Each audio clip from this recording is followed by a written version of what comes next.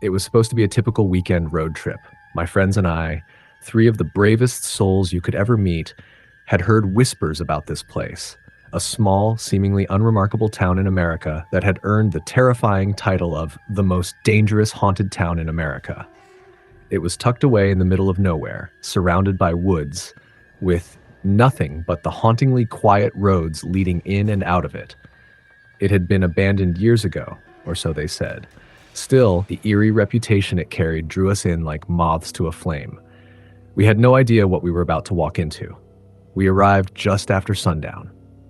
The roads leading up to the town were winding and narrow, the kind that made you feel like you were leaving the real world behind.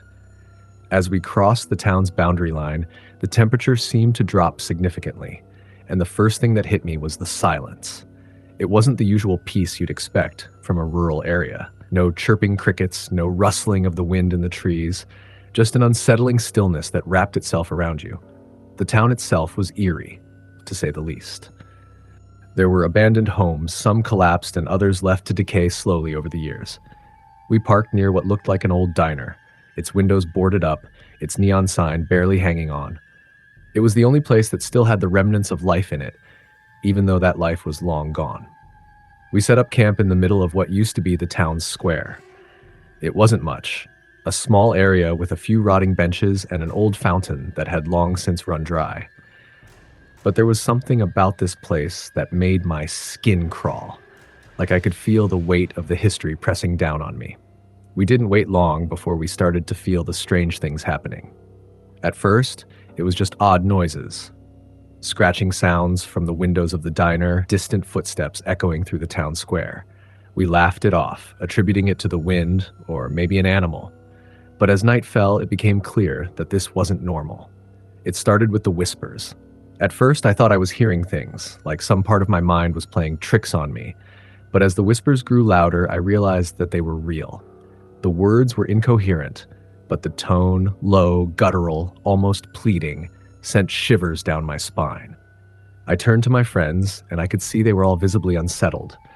We tried to dismiss it, telling ourselves that it was just the wind or our minds playing games, but deep down, we all knew something wasn't right. Then came the figures. At first, they were just shadows at the edge of my vision, tall, slender shapes that would flicker in and out of existence like phantoms, too quick to fully register. But soon, they were more than shadows. They began to take form, emerging from the dark corners of the town, their faces twisted and contorted in ways I can't even describe. They didn't move like people. They glided, hovering just above the ground, their eyes glowing in the darkness.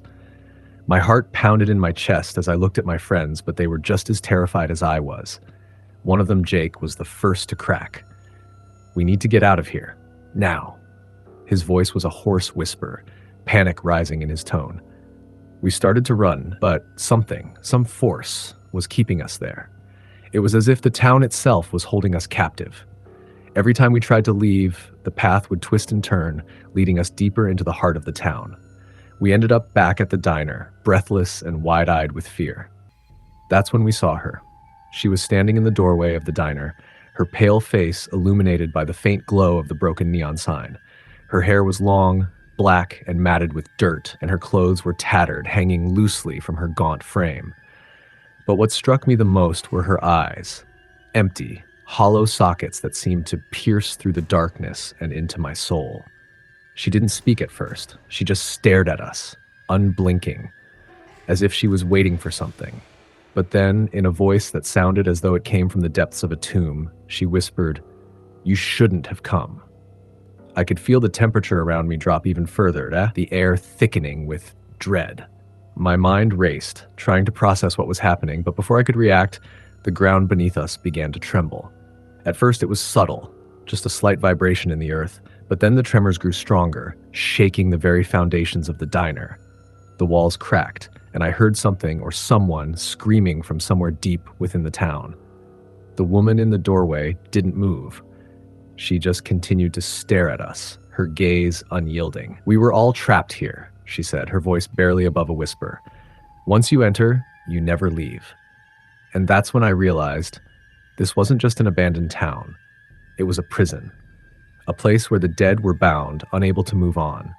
The spirits of those who had once lived here were trapped in some kind of eternal torment, cursed to walk the earth for all eternity. A cold hand gripped my arm, pulling me back toward the center of the town. I tried to scream, but my voice was lost in the chaos around me. Everywhere I looked, the spirits of the town were emerging from the shadows, their faces twisted in agony. Some were reaching for us, while others were standing motionless, their eyes empty and dead. One figure, a man dressed in what looked like a uniform from the early 1900s, stepped forward. He was tall, but hunched over as though he had been broken by some great force. His mouth opened in a silent scream, and blood began to pour from his eyes, staining the ground beneath him. He moved closer, his body jerking unnaturally, and I could hear his voice in my head, echoing over and over again. "Get out, before it's too late." But it was too late. We couldn't leave. The town had already claimed us. We spent the rest of the night trapped in that hellish place, tormented by the restless spirits that wandered its streets. No matter how hard we tried to leave, we always ended up back at the diner. It was like the town was toying with us, drawing us in deeper with each passing minute. By the time dawn finally broke, we were barely able to stand. Our bodies were covered in cold sweat, our minds broken by the horrors we had witnessed. The spirits had retreated, vanishing back into the shadows, but the sense of dread remained. We knew that we had narrowly escaped with our lives. But the memory of that night, it will never leave me. The things I saw, the things I felt, it's like they're still with me, haunting me wherever I go. And I know deep down that one day I'll find myself back there in that forsaken town where the dead never rest and the living are just another part of the endless nightmare. Next story. I never believed in ghosts. At least I didn't until that night. It all started when my friends and I decided to take a trip to what's known as America's most haunted town, St. Albans. Nestled deep in the backwoods of West Virginia, the town has a reputation for being cursed, haunted by the restless spirits of those who died violently there. They say St. Albans is the place where evil lingers, waiting for anyone foolish enough to come too close. I thought it was all just ghost stories, maybe some urban legends thrown together to make a buck off the gullible. But by the end of our night, I wasn't so sure. We arrived late in the evening. The sun was setting behind the jagged mountains, casting long, eerie shadows over the abandoned buildings that dotted the landscape. The air was thick with a damp fog that rolled in from the valley, swallowing the town in an unnatural chill. It felt like the world was holding its breath, waiting for something to happen. We'd heard the stories, of course. They say the town was once home to a mental asylum where patients were subjected to horrific experiments. People spoke of seeing ghostly figures wandering the streets at night, of hearing whispers in the wind, and of strange noises coming from buildings long abandoned. There were tales of shadowy figures lurking just outside the reach of a flashlight's beam, of doors slamming shut with no one around, and of voices calling out in the dark. But we were young, confident, and eager to prove we weren't afraid. We made our way to the St. Albans Sanatorium, which was at the heart of the town's legend. The place had been shut down for decades, its windows boarded up and its halls empty, or so we thought. As we stepped onto the property, I immediately felt something shift. It was as if the air grew heavier, thick with something I couldn't quite name. My skin prickled, and the hairs on the back of my neck stood up. I wasn't alone in feeling it.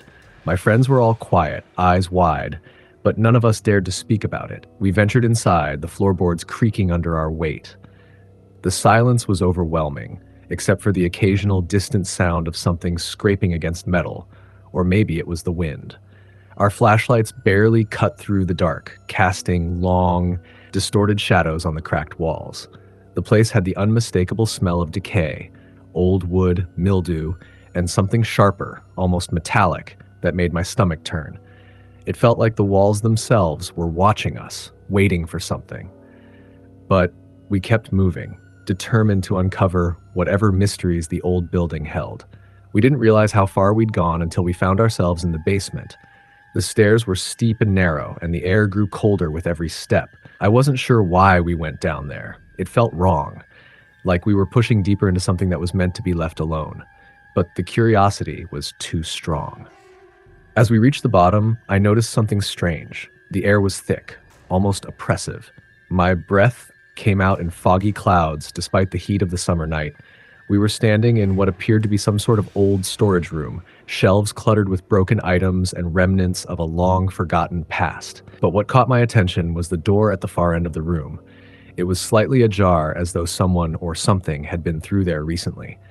We hesitated. Something about the door felt wrong. But we couldn't turn back now, not after coming this far. As I stepped closer, the door swung open with a creak that echoed through the room. My heart skipped a beat. Behind the door was a narrow hallway that seemed to stretch on forever, disappearing into darkness. I was about to turn to my friends and suggest we head back when I heard it, a soft, raspy whisper. It wasn't in my head. I could hear it clearly. It was a voice, faint but distinct, calling my name. "Don't go down there, Mike." I froze. My friends didn't seem to hear it. They were too busy exploring the storage room, oblivious to the warning that was clear as day in my mind. I knew it hadn't come from them. It had come from somewhere else, and it wasn't friendly. I wanted to leave. I really did. But curiosity, foolish as it was, kept me rooted to the spot. I took a step into the hallway, my flashlight trembling in my hand. The whispering continued, getting louder, more insistent. It sounded like it was coming from everywhere, echoing off the walls, moving around me. "Turn back," it hissed, but I couldn't. I couldn't turn away. My feet moved of their own accord, leading me down that cold, unwelcoming hallway. It felt like I was being pulled deeper into something I couldn't escape. My friends were following behind, laughing nervously, but they weren't hearing what I was hearing. I wanted to scream at them to stop, to turn around, but the words caught in my throat. It was as though something was suffocating me, pressing down on my chest, preventing me from speaking. Then, out of the corner of my eye, I saw it. A figure. A woman, standing at the far end of the hallway. She was pale, almost translucent, and her long, dark hair hung over her face, obscuring her features. She was motionless, staring at me with eyes that seemed to pierce through the darkness. I could feel her gaze like a weight on my soul, and I knew she wasn't human. I tried to scream, but no sound came out.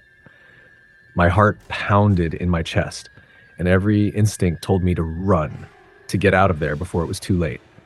But I couldn't move. I was frozen in place, caught in some kind of trance that's unable to break free. The woman started to move toward me, her steps slow and deliberate.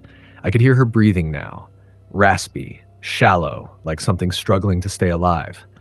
Her fingers reached out toward me, long and skeletal, the nails like claws. I could feel the temperature drop, the air growing colder with every step she took. "Mike," she whispered, her voice like nails on a chalkboard. "I've been waiting for you." Suddenly, the world around me seemed to shift. The walls began to pulse. The floor beneath me trembled. I heard the sounds of chains rattling, of doors slamming shut, of someone, scraping against the walls, trying to escape. The air was thick with a sense of dread, an overwhelming, suffocating fear. And then I felt it. A cold hand on my shoulder. I spun around, but there was nothing there. The hallway was empty again, as though the woman had never been there at all. My friends were standing behind me now, their faces pale with fear. "We need to go," one of them whispered, his voice shaking. "Now." But it was too late. The entire building seemed to come alive. The walls groaned, the floors creaked, and I could hear the whispers again, louder than ever before. They were all around us, in our ears, in our heads, urging us to stay, to come deeper. I tried to move, but my legs wouldn't obey. I couldn't breathe. I couldn't think. I could only hear the whispers, the voices, calling to me, pulling me back into the darkness. And then, just like that, it stopped. The noise, the pressure, the whispers, they were gone. The air went still, too still, and the temperature returned to normal. The hallway was empty, the woman nowhere to be seen. We ran out of there faster than I thought possible, racing back to the front door, not daring to look back. When we finally made it outside, gasping for air, the town was eerily silent. The fog had thickened, covering everything in a blanket of white. It felt like the town was holding its breath again, waiting. We never spoke about that night, not to anyone. But I know what I felt. I know what I saw. And I know that St. Albans wasn't just haunted by the spirits of the past. It was alive with something far darker, something that still lurks in the shadows, waiting for the next fool to wander too close. I still hear the whispers sometimes, especially at night when the world is quiet. They're faint, but they're there, And every time I hear them, I remember that night, and I wonder if I'll ever truly escape what I found in St. Albans. Next story. It was a cold Friday night in October when I decided to take the trip to Black Hollow, the so-called most haunted place in America. People had warned me, of course, friends, strangers, even my own family, but I didn't believe in the supernatural. I figured the stories were exaggerated, a way for the locals to cash in on tourist curiosity. Still, when I heard the stories of Black Hollow, the old plantation that had been turned into a museum of sorts, with claims of ghost sightings, shadowy figures, and unexplained events, I felt drawn to see for myself. I had no intention of staying long. Just a quick walk around the grounds, maybe a peek inside the mansion. I wasn't there for thrills. I was a skeptic. I didn't expect to find anything that would change my mind. I arrived as the sun began to dip below the horizon, casting long, twisted shadows across the old property. The house was a looming Gothic structure, blackened by age and time. It sat on a small hill, surrounded by an overgrown garden that seemed to grow wilder with each passing year. The grounds were eerily quiet, except for the occasional rustle of dead leaves in the wind. I felt a chill creep over me, but I shook it off as the cold evening air. The gate was slightly ajar, and it seemed to beckon me in. I pushed it open, the rusted metal scraping against stone, sending a shiver down my spine. As I walked toward the front door of the mansion, the distant howl of a dog echoed through the woods. I wasn't the only one out here, but it didn't seem to bother me. I was too focused on the house. It was strange, though. There was an unsettling energy about the place. It was as if the house was alive, watching me. I shook the thought away and stepped inside. The mansion smelled of old wood and dust, with the faintest scent of something more metallic, like blood. The floorboards creaked under my feet, and I couldn't help but wonder how many others had stood in this very spot years or even decades ago. But it wasn't the age of the house that unsettled me. It was the silence. The deep, profound silence that swallowed every sound, like the house itself was holding its breath. I moved through the rooms, my flashlight illuminating faded wallpaper, broken furniture, and objects covered in sheets. The air felt thick, almost oppressive. Each room was colder than the last. The walls seemed to close in as I walked deeper into the heart of the house. I told myself it was just my imagination, that the house was old, that the air was stale. Then I heard it. A faint sound, barely audible, but unmistakable. A soft whisper. It came from somewhere nearby, like a voice carried on the wind. My heart skipped a beat, and I froze. I looked around, my eyes scanning every corner of the room, but I saw nothing. No person. No figure. Just empty space. I continued on, trying to shake off the feeling of being watched. But then the whisper came again. This time, it was clearer. It was a voice, low and melodic, almost like a song. "Come clear." I turned sharply, but there was no one behind me. My breath quickened. I took a step backward, my mind racing. I'd read about places like this where the air seemed to play tricks on you, where your mind could make you hear things. But there was something about that whisper, something that chilled me to my core. I wanted to leave. I really did. But my feet wouldn't move. I was rooted to the spot, drawn in by the sound of that voice, pulling me deeper into the house. The whispers grew louder. "Come closer. You must see the truth." I followed the sound, unable to stop myself. The hallway led me down to a door, hidden behind a tapestry. I hesitated before opening it, but there was something so compelling about it, something that told me I had to go inside. I pushed the door open, and the room inside was unlike anything I'd seen before. It wasn't just a room, it was an altar. Candles were lit around the edges of the room, their flames flickering in the darkness. At the far end, there was a large antique mirror, and standing before it was a figure. I froze. The figure was a woman, draped in a long, black gown, her back to me. Her long, dark hair cascaded down her back, and her movements were slow, deliberate, like she was performing some ritual. I couldn't see her face, only the faint outline of her body, and something about her posture, the way she stood so still, almost too still, made my blood run cold. I wanted to turn around and run, but I couldn't. It was as if my body had lost control, like I was being pulled into the room against my will. I stepped closer, the whispers now growing louder, urging me forward. As I approached the woman, the air grew colder, and I saw her head slowly turn toward me.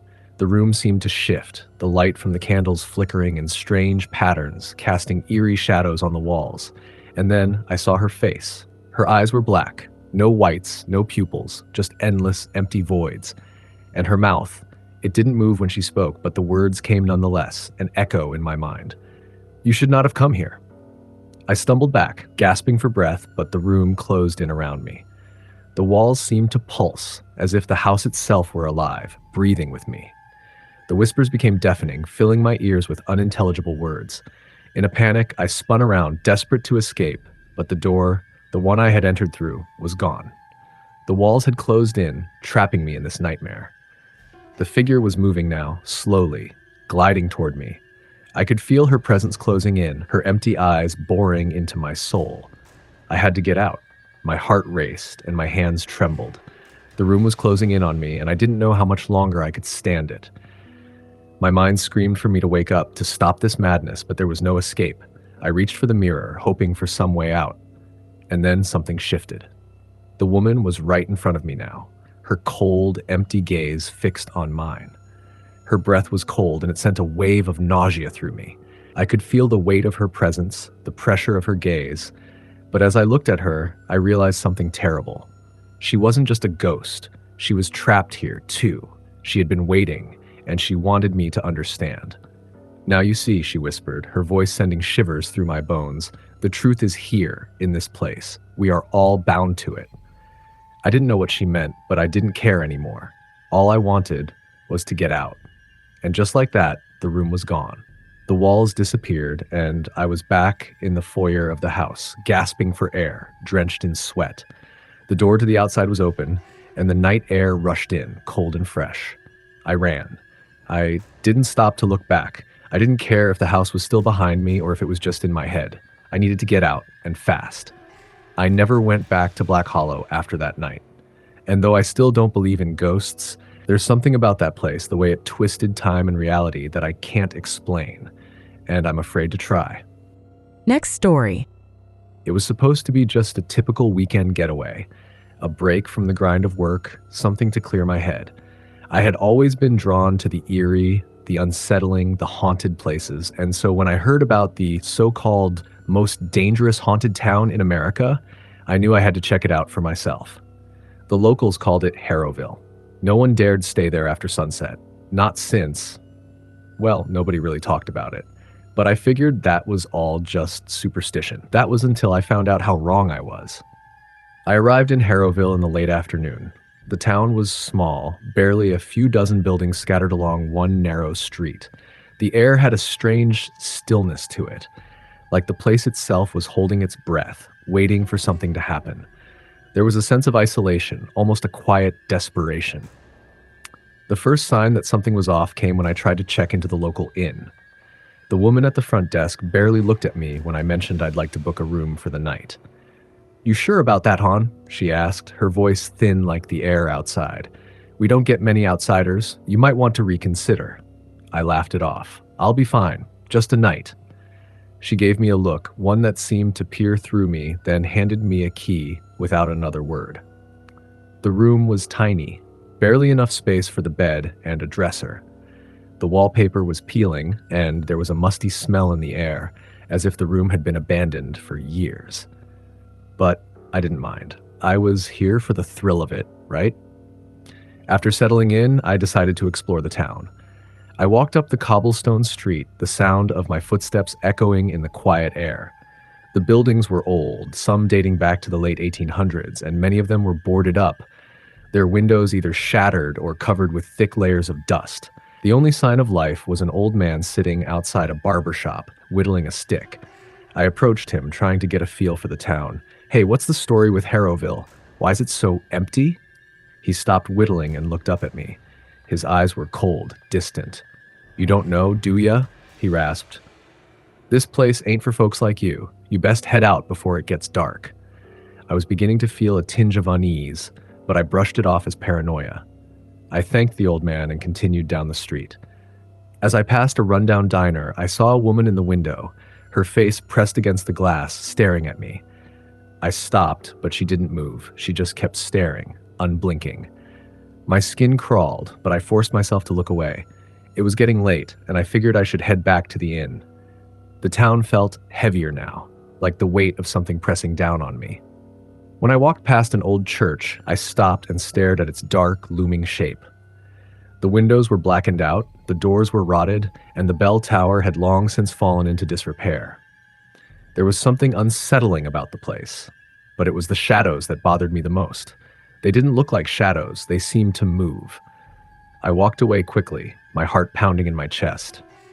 By the time I reached the inn, the sun had disappeared, and a thick fog had begun to roll in from the woods. It was suffocating, and the cold air felt like it was seeping into my bones. I made it back to my room, locked the door, and pulled the curtains shut. I tried to shake off the feeling that something was watching me, but I couldn't. The unease kept building. I lay down on the bed, trying to convince myself it was all just my imagination. But then, I heard it. A faint knocking sound coming from the walls.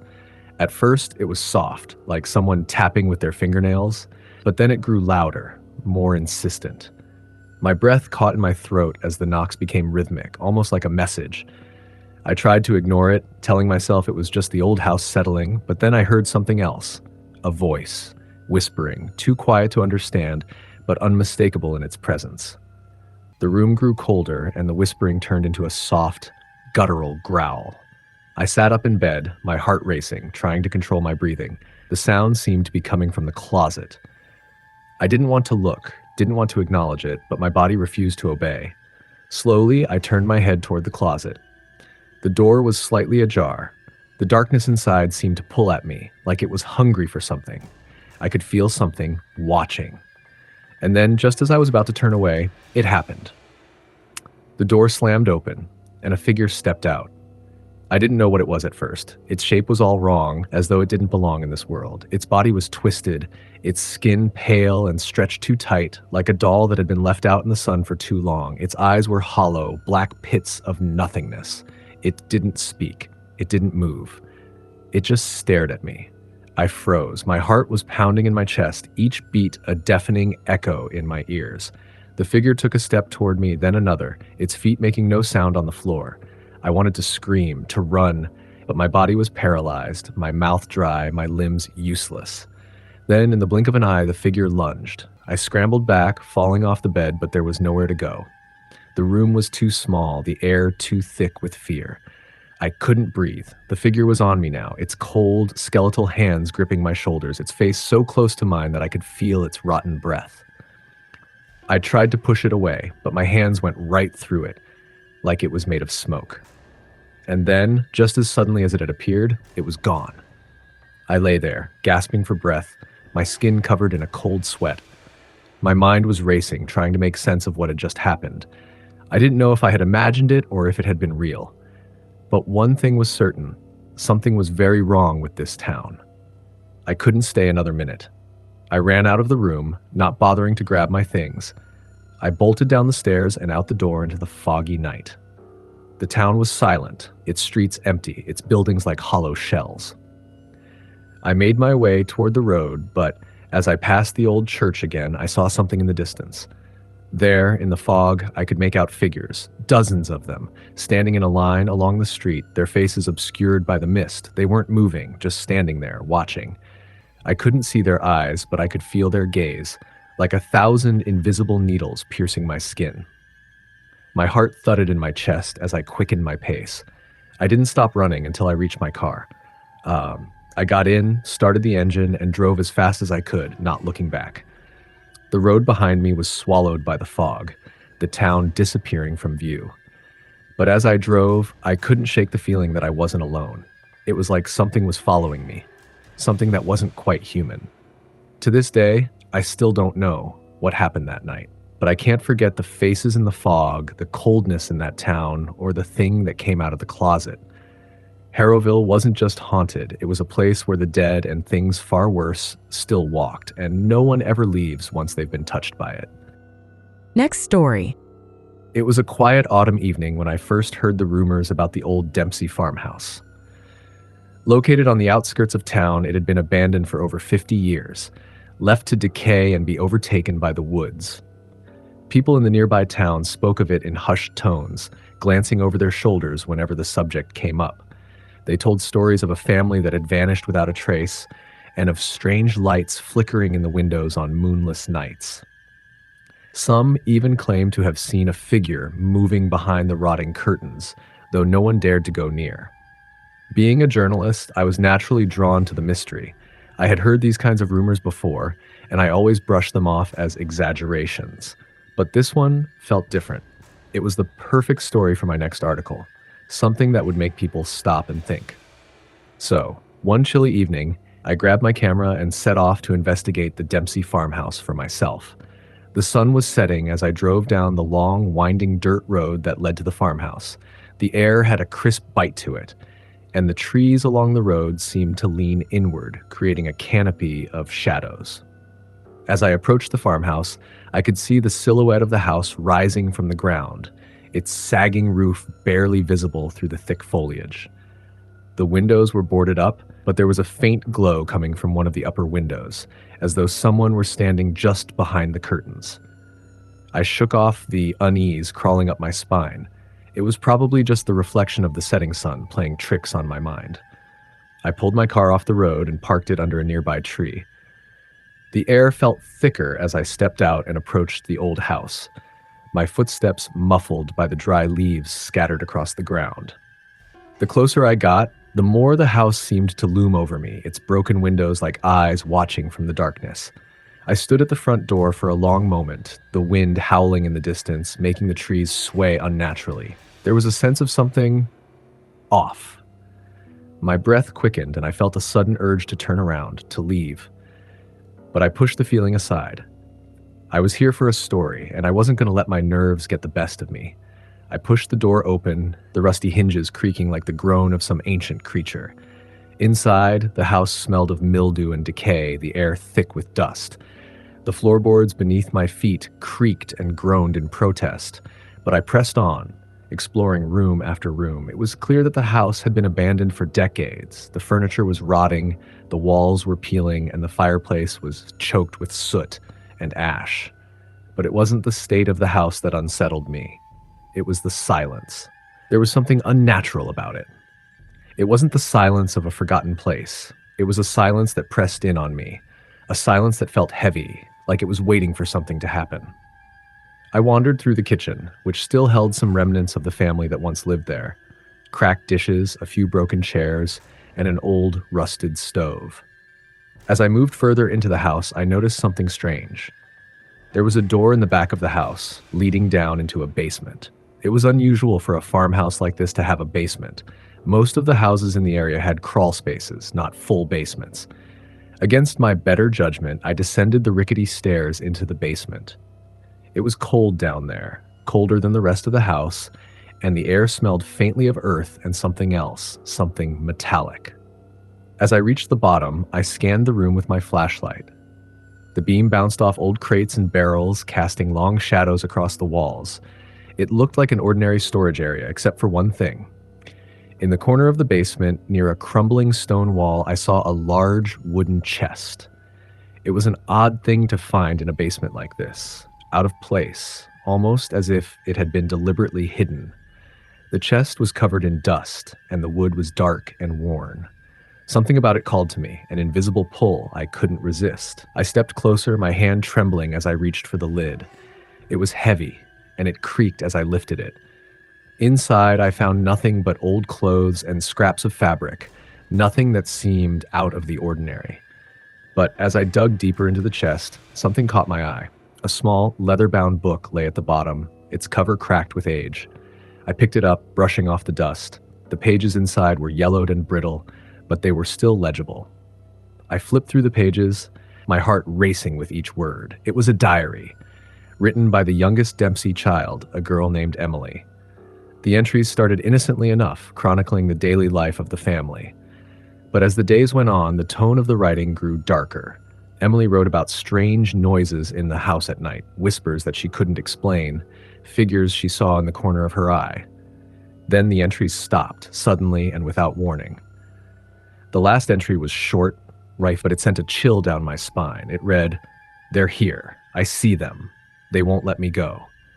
I stared at the words, the blood draining from my face. Who was Emily talking about, and why did she feel like they wouldn't let her go? I couldn't make sense of it, but something inside me told me that whatever had happened to the Dempsey family wasn't just a tragic disappearance. There was something far darker at play here.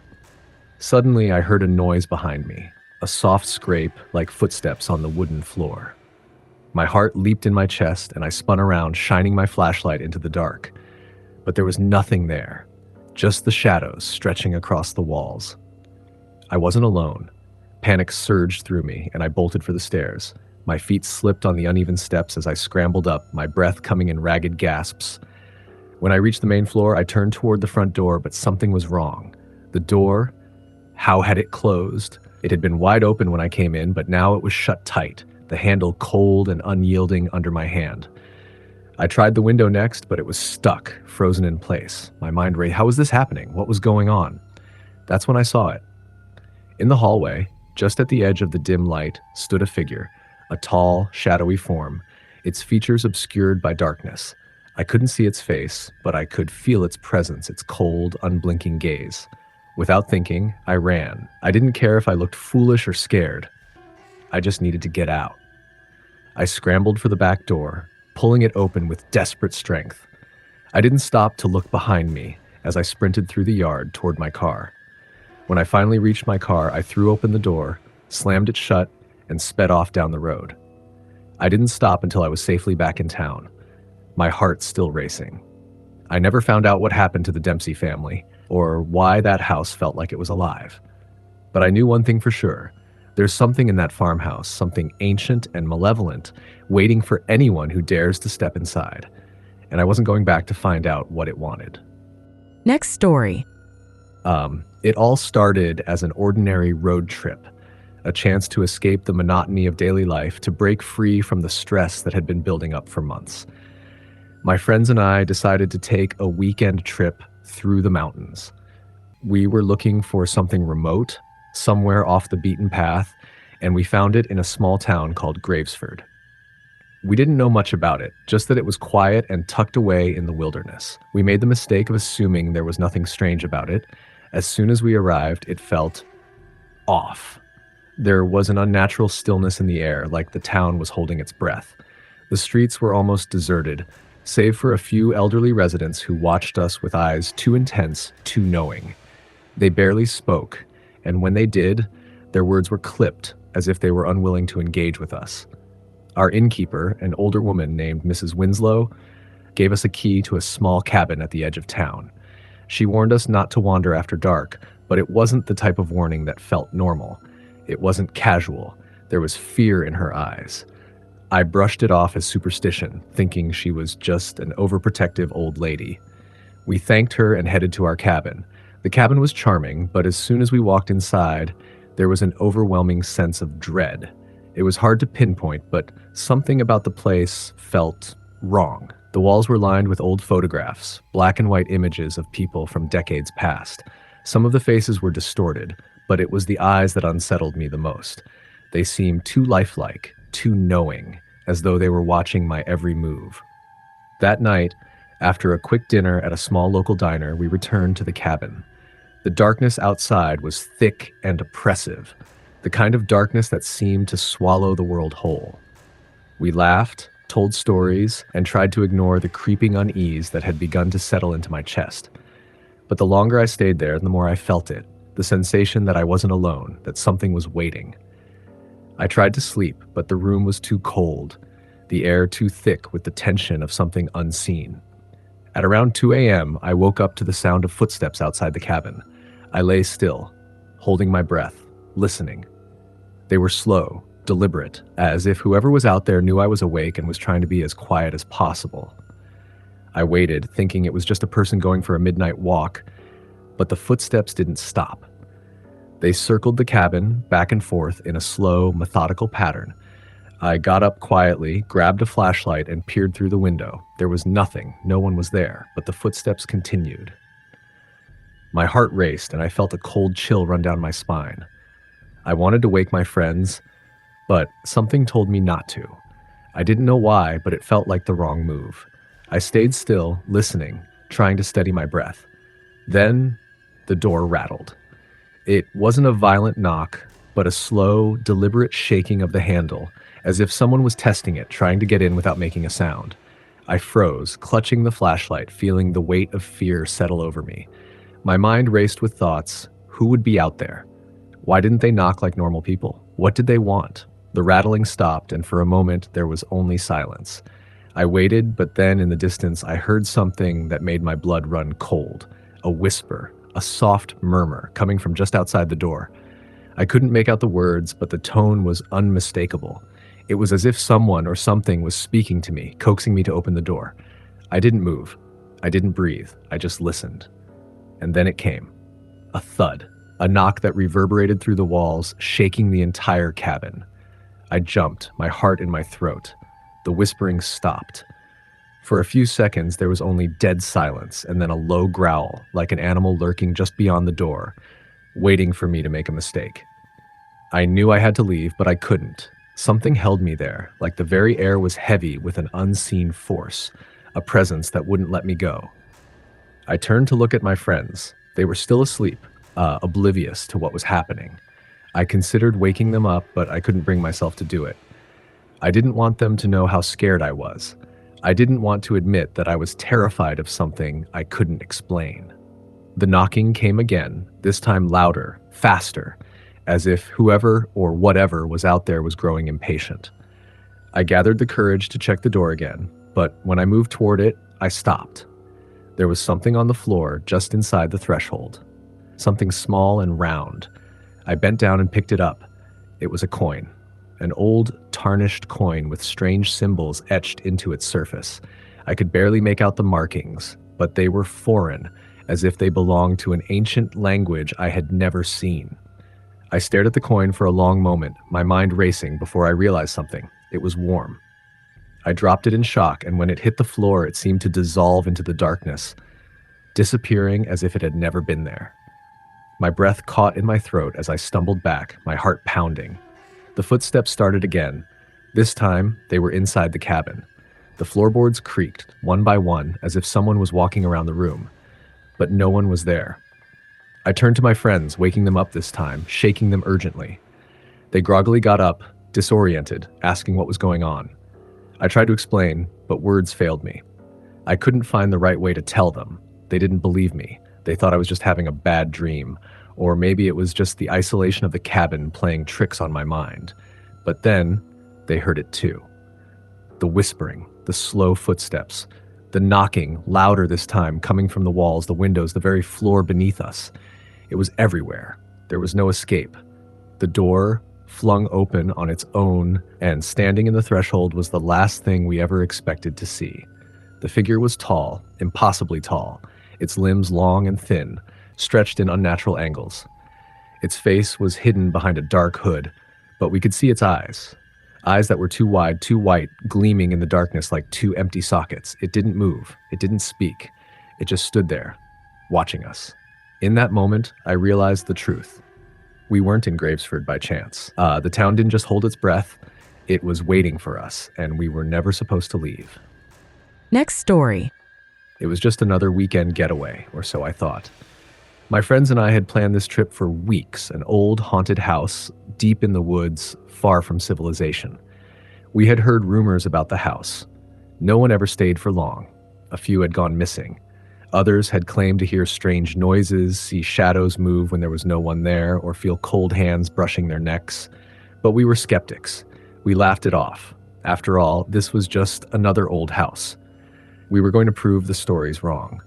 The house was more isolated than I imagined. The drive there had taken hours, down narrow roads that seemed to disappear into the darkness of the trees. By the time we arrived, night had fallen. The house stood before us like a monstrous silhouette against the moonlight. Its windows were dark, and the only sound was the wind rustling the leaves in the trees. It looked abandoned, the paint peeling off the wooden walls, the roof sagging in places. But there was something else, something more sinister, about the place. We stepped inside, the door creaking on its hinges as we pushed it open. The air was heavy with dust and decay, the smell of mold and old wood seeping into our lungs. But beyond that, there was an odd stillness, as if the house was waiting for something or someone.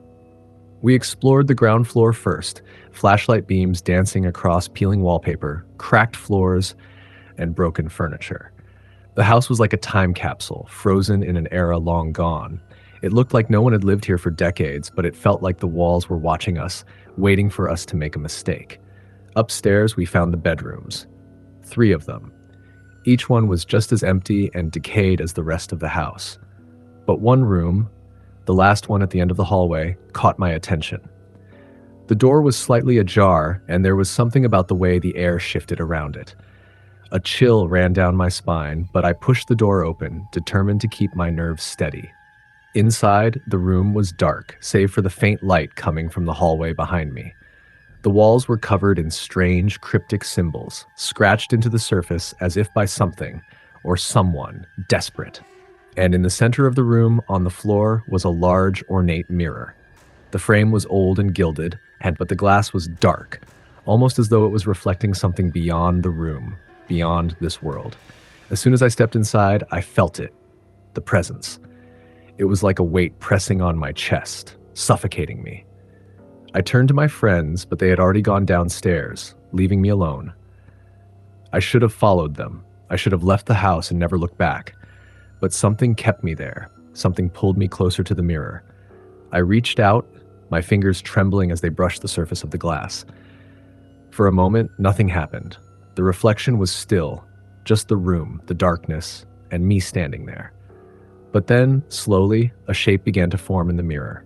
Dark, shadowy figures, moving just out of the corner of my vision. They were tall, lanky figures with twisted faces that seemed to shift and change every time I looked directly at them. Their eyes were full of hunger. I took a step back, but the figures in the mirror followed my movements. They didn't just reflect me, they watched me, and they were not alone. Behind them, I saw something else. A figure, cloaked in black, with a hood that covered its face. It moved slowly, deliberately, as if it knew I was watching. It raised a hand, and as it did, the air around me grew colder, my breath turning to mist in front of my face. I turned and ran, but the house was no longer the same. The hallway stretched longer than it had been before. The stairs led upward instead of down. I couldn't escape. No matter which way I turned, the house seemed to twist and turn in on itself, trapping me in its labyrinthine corridors. The floorboards creaked underfoot, as if the house was alive, as if it was laughing at my futile attempts to get out. Then I heard it, a voice, low and guttural, coming from behind me. "You shouldn't have come." I froze. I knew the voice wasn't human, and I knew it wasn't coming from my friends. I turned slowly, my heart pounding in my chest. In the darkness, I saw a figure standing at the end of the hallway. It was tall, too tall, its limbs long and thin. The figure was covered in a dark, tattered cloak, and its face, if it could even be called a face, was obscured by shadows. But its eyes glowed with an unnatural light, as if they were looking right through me, into my very soul. I couldn't move. My body wouldn't respond. The figure took a step forward, and with each step, the air grew colder. It whispered again, this time louder, its voice echoing in my mind, "You shouldn't have come." I turned and ran, this time not caring about the twisting corridors or the strange sounds echoing around me. I just needed to get out. My legs burned with the effort, but the house seemed to stretch further and further. No matter how fast I ran, the front door, was always just out of reach. Suddenly I stumbled. My foot caught on something soft, something wet. I looked down and my blood ran cold. A hand, pale with long, bony fingers, was reaching up from the floor. It wasn't real. It couldn't be. But it was. I screamed and jerked away, but the hand latched onto my ankle. The cold was unbearable, like ice water flooding my veins. I kicked and struggled, but the grip tightened, pulling me toward the ground. I could feel something breathing on me, something heavy and suffocating, and I knew. This was it. The house had claimed me. But just as I thought I was lost, the door appeared in front of me. The real door. The one that led outside. With everything I had left, I forced myself to crawl toward it, ignoring the cold hands clawing at my body, the whispers of the spirits that filled my ears. I reached the door, threw it open, and stumbled out into the night air. I don't know how I managed to escape. The next thing I remember, I was running through the woods, my legs aching, my heart racing. I didn't look back. I didn't want to see what might be behind me, but I could still hear it, the whispers, the laughter, the sound of something chasing me. When I finally made it to the car, I looked up at the house one last time. The windows were dark, but I swore I saw movement behind them. I knew then that it wasn't over. The house wasn't done with me. It was watching, waiting for my return, and I knew deep down that one day it would come for me. Next story. The sun had barely begun to set when we arrived in the small, quiet town of Hollow Ridge. It wasn't a place you'd see on a tourist map, and there was something unsettling about it from the very moment we entered. The roads were narrow, the houses old and leaning, as if the weight of years was too much for them to bear. The people we passed on the streets didn't seem to notice us, their eyes dull, as though they were trapped in a trance. It was supposed to be a quick stop, a place to rest for the night before we continued our journey. But the minute I stepped foot into the town's only inn, something felt off. There was an unease in the air, a quiet tension that seemed to hang over the entire town. The innkeeper, a tall man with a face like a weathered stone, greeted us without a word, handing over the key to room 13. I'd heard the rumors, of course, about the strange happenings in Hollow Ridge, how no one stayed for long, how those who did were never quite the same when they left. But I was tired and my friends were eager to get some rest. We shrugged it off as superstition. The room was nothing special, but it was enough for a night's sleep. The bed was lumpy, the curtains a faded brown, and the wallpaper was peeling at the edges. The air in the room was musty, and I could hear the creaks of the old wood settling beneath me as I lay in bed. Outside, the wind howled, rattling the windows, but it wasn't a wind like I was used to. It felt heavier, colder, like it carried something with it. I tried to shake off the feeling of dread creeping into my chest, but no matter how hard I tried, I couldn't. Around midnight, I woke with a start. The room was still, too still, and I could hear something faint, a low, scraping sound coming from somewhere outside the door. My heart began to race as I listened, trying to make sense of it. It was coming closer, the sound dragging along the floor like nails on wood. My breath caught in my throat, and I instinctively pulled the covers over my head, hoping to block out whatever it was. The scraping stopped. For a moment, there was nothing, no sound, no movement. But then there was a knock at the door. Slow, deliberate, 3 knocks. My pulse hammered in my ears, and I dared not move, my body frozen in fear. I didn't know what to do. Should I answer it? Should I call for help? Before I could make a decision, the door creaked open on its own, just a crack, and a gust of cold air rushed into the room. I heard the unmistakable sound of heavy breathing, labored and wet, like something struggling to breathe. My mind raced, but I couldn't make myself move. I wanted to scream, but my voice wouldn't come. And then the whispering started. It was faint at first, just a soft murmur, as if the words were being carried on the wind. But they grew louder, sharper, until it felt like they were in my ears, right next to my face. "You shouldn't be here," the voice hissed, its tone ragged and tortured. "Leave now, or you'll be like the rest." The rest? I didn't understand. What did that mean? I turned my head slowly, my heart thudding in my chest, to see a shadow standing in the doorway. It wasn't a person. No, it was something darker, something more sinister. The figure was tall and gaunt, its body twisted as though its limbs were not meant to bend that way. Its skin was stretched tight over its bones, its eyes 2 black pits of nothingness. It didn't have a face, not really, just an empty void where its features should have been. I wanted to scream, but no sound escaped. The thing in the doorway began to move, its limbs jerking at odd angles as it stepped into the room, then dragging itself closer. My entire body trembled with fear, and the whispering grew louder, more frantic. "Leave or stay. You will never leave," it croaked. I didn't know how, but I managed to pull myself out of the bed, stumbling backward toward the window. The thing continued its slow advance, the sound of its dragging limbs scraping across the floorboards, getting closer with each passing second. I threw open the window, the cold night air rushing in, but it didn't matter. No matter how far I backed away, I couldn't escape the feeling that the thing was always right behind me, closing in on me. The whispering stopped. I turned, and there was nothing there. The room was empty. The door had closed, the figure was gone. I didn't know if it had all been a nightmare, a hallucination brought on by exhaustion, or if it was something real. But when I went to the door to check the hallway, I saw it. The old man from the front desk. He was standing at the end of the hallway, just watching me.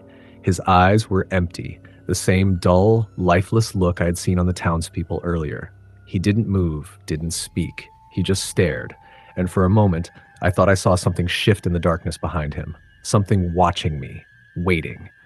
I didn't want to stay any longer. I grabbed my things, my heart racing, and ran downstairs. The innkeeper was still standing there, his eyes fixed on me. "Leaving so soon?" he asked, his voice as cold as the wind outside. I couldn't speak. I could only nod, barely able to breathe. I didn't care if I looked crazy. I needed to get out. The door was open, and I ran into the night, not looking back until I reached my car. I was gasping for air, my legs shaking as I fumbled with the keys. When I finally managed to start the car, I looked up one last time at the inn. It was gone. The building had vanished, as if it had never been there. In its place was a vacant lot, overgrown with weeds and empty, as though it had always been that way. I blinked, wondering if I had imagined everything, but the memory of the figure, of the whispering voice, lingered in my mind. The drive back was long and silent. My friends never asked about the inn. They didn't seem to notice anything strange. But I couldn't shake the feeling that Hollow Ridge wasn't just a town. It was something older, something darker, with a hunger for souls. And no matter how far I drove, no matter how fast I tried to get away, I knew it would never let me go. Next story. It had been a long day on the road, and the sun had already dipped below the horizon when we reached the small town. My friends and I were exhausted, the kind of tired where your body feels heavy and your mind is on the brink of sleep. We needed a place to rest, and we figured that this tiny town would be the perfect stop before hitting the next major city. There were no hotels or motels in sight, only a rundown gas station and a dusty old inn at the edge of town. The inn's sign was barely visible, the letters worn down from years of neglect. But the door was open, and the faint light from inside offered us a sense of warmth, a promise of shelter from the chill of the night. We walked inside, and the smell hit us immediately. Old wood, musty carpets, and something else, something faintly unpleasant, like something had been left to rot in the walls. Behind the desk was a man, an older man with a gray beard and tired eyes. He looked up at us as we entered, but didn't say anything. His silence was heavy, like he was sizing us up, weighing something in his mind. "We need a room for the night," I said, trying to break the uncomfortable stillness. The man didn't answer at first. Instead, he slowly reached for the keys on the counter, his hands shaking slightly. He handed us the key without a word, nodding toward the stairs. "Room 7, he murmured, his voice low, almost a whisper. I glanced at my friends, and we all exchanged uncertain looks. The man's demeanor was odd, to say the least, but we were too tired to question it. We just nodded and took the key, heading up to the room. The hallway upstairs was dark, and the only light came from a flickering bulb at the far end. As we made our way down the narrow corridor, we couldn't help but notice how quiet the place was. It felt wrong. The air was thick with an unsettling stillness, as though time itself had forgotten this place. Room 7 was at the very end of the hall, the door creaking as we opened it.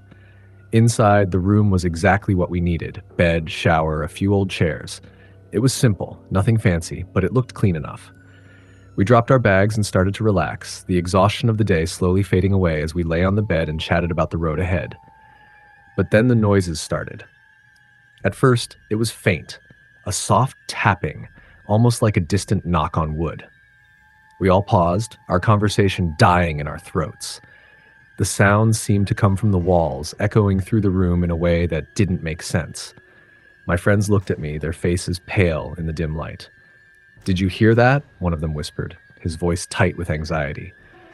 Before I could respond, the tapping grew louder, and it was joined by another sound, a low, guttural growl, like an animal snarling just outside the door. My heart skipped a beat. We all stared at the door, frozen in place, waiting for something to happen. The air in the room turned cold, a chill that sunk deep into our bones. I could feel the hairs on the back of my neck stand on end. There was no way this could be normal. The The growling grew louder, and the tapping became a frantic, rhythmic pounding, as though something was trying to break through the walls. Without thinking, I jumped to my feet and rushed to the door, my heart racing. I threw it open, but there was nothing there, just the empty hallway, bathed in the dim glow of the flickering bulb. The sounds had stopped. I turned back to my friends, who were now standing, wide-eyed and shaking. "We need to leave," I said, my voice shaky. But as I reached for my bag, the room seemed to shift. The walls seemed to stretch, the corners of the room warping in ways they shouldn't. The door slammed shut behind me with a deafening bang, and the growl returned, louder and more ferocious than before. I tried to open the door, but it wouldn't budge. Panic set in. I slammed my shoulder against it, but the door didn't move. The air in the room felt thick, suffocating, as though it was alive, pressing in on us from every angle. The tapping returned, but this time it wasn't from the walls. It was coming from the floor, as though something was moving underneath the old wooden boards. My friend, Sarah, screamed as she backed into the corner, her eyes wide with terror. "What is that?" she whispered, her voice trembling. I didn't answer. I couldn't. I was too busy staring at the floor, where the wood was now buckling, as if something beneath it was trying to break free. The growl came again, louder this time, and suddenly the floorboards exploded inward, sending splinters flying across the room. We all screamed as something large and dark emerged from the hole in the floor, its eyes glowing a menacing red. It was too dark to make out its shape clearly, but I could see its long, twisted limbs and the faint outline of a monstrous head. It moved toward us with a terrifying speed, and I knew then that we weren't dealing with anything human. We tried to run, but the room had changed. The walls seemed to shift around us, trapping us in a maze of twisted hallways. We were no longer in the same room. The house itself had turned against us. Every direction led to a dead end. Every door we opened revealed only more of the house's dark secrets. I looked back at my friends, their faces twisted in terror. We had to get out. We had to escape. But the growling was growing louder, closer. I could feel the ground beneath my feet tremble, like the house was alive, shaking in its anger. We ran, blindly, desperate for a way out. And then we saw it. The door. The same door we had entered through, standing open in the distance, bathed in a pale, flickering light. We ran toward it with everything we had left, our lungs burning, our legs giving out from the fear. But as we reached it, the door slammed shut in front of us, the sound of wood on wood echoing through the house. We were trapped. And then the voice came. A low, menacing laugh, followed by the words that chilled me to my core. "You should never have stayed." I turned, but there was nothing there. Just the empty hallway, the flickering lights, and the sound of our heavy breathing. But I knew deep down that whatever was haunting this place, whatever had been trapped here for so long, was never going to let us go. We would never leave this house. Next story. I didn't believe in ghosts. I had read about haunted places, heard the stories, but I thought they were all exaggerated. So when I found myself in the small town of Black Hollow, I thought it would just be another adventure, something to laugh about later, a harmless bit of excitement. The town had that old, run-down feel to it, as if it was forgotten by time. The houses were mostly abandoned, the streets cracked and overgrown with weeds. There was only one place open, a small general store with a flickering light overhead. The old man behind the counter barely looked up as I walked in. "Need anything, kid?" he asked, his voice raspy like he hadn't spoken in days. I nodded, feeling a little out of place. "Just some water and a map of the area." He handed me the water without a word, then slowly reached into a drawer and pulled out a worn map. He slid it across the counter. His eyes seemed to follow me as I took the map, but there was something strange about his gaze. It wasn't just curiosity, it was something darker, like he knew something I didn't. I paid him and left without another word. As I made my way through the town, I started noticing things that seemed off. The buildings that appeared abandoned still had lights on at night, though the windows were boarded up. Every street felt like it was leading me deeper into the town's forgotten heart. No one was around, and the silence was suffocating, like the whole town was holding its breath. Around dusk, I found myself standing in front of a house at the end of the street. The porch was collapsing and the windows were shattered, but it was the door that caught my attention. It was wide open. as if someone was waiting for me. I couldn't explain it, but I felt an overwhelming pull to go inside. My curiosity won out. The moment I stepped through the door, I felt the temperature drop. The air grew thick, like I was walking through something unseen, something heavy. The house was dark and dust covered every surface. There were pictures on the walls, old black and white photographs of people I didn't recognize. But what struck me was the way their eyes seemed to follow me. I shook off the feeling and moved deeper into the house. As I walked, I heard the sound of something faint, like a whispering voice, soft and distant. I couldn't make out the words, but it was definitely there, calling me. I followed the sound, drawn to the staircase that led upstairs.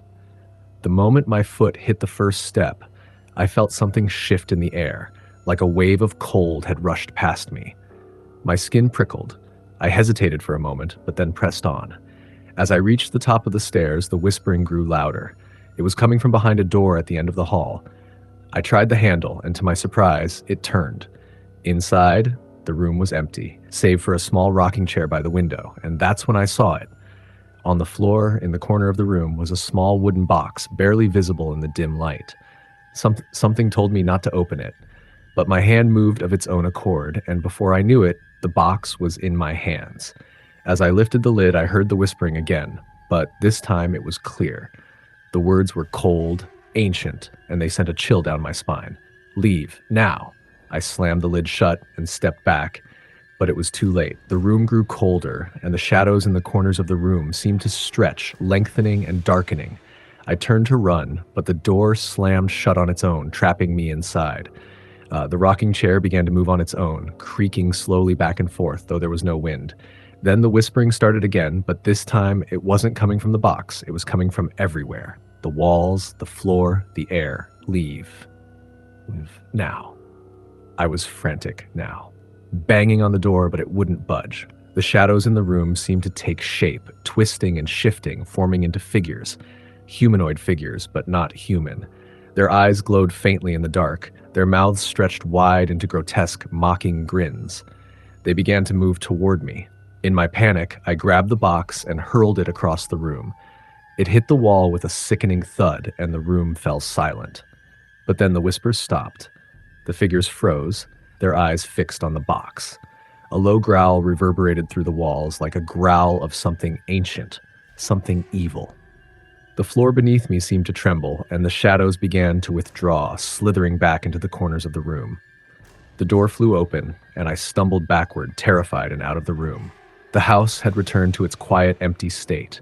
No whispers, no figures. The rocking chair was still. I didn't waste another second. I ran from the house, not stopping until I was back in my car, my hands trembling on the steering wheel. The town was silent again, but I could feel it. Something was wrong with Black Hollow, something that wasn't just about ghosts. There was a dark presence here, something ancient and malevolent that had waited for me to arrive. I left the town behind me, not daring to look back. But even now, as I sit here writing this, I feel the weight of those eyes, those shadows, following me, waiting for the right moment to find me again. I never went back. But I know the evil of Black Hollow is still there, still lurking in the abandoned houses, still waiting to claim those who wander too far. The box is still there, somewhere, hidden, calling to anyone foolish enough to enter, and I know deep down that the moment you hear the whispers, it's already too late.